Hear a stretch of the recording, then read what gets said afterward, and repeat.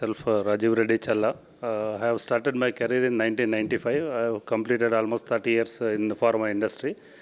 So basically, this manufacturing is concerned, human errors may happen many times.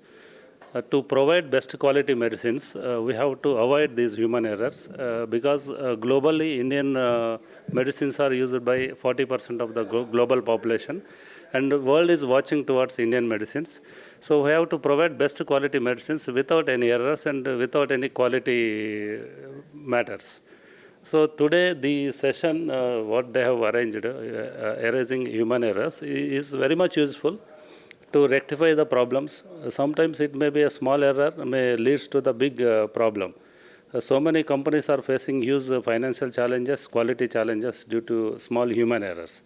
So this session today, which they have conducted from the FOPE, it's very much useful for the entrepreneurs who have started with a goal of providing quality medicines worldwide.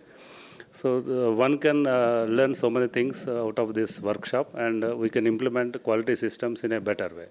So my aim is also I inform all and I advise, I suggest all to follow these rules and regulations and quality management systems and keep high for the Indian medicines used by worldwide.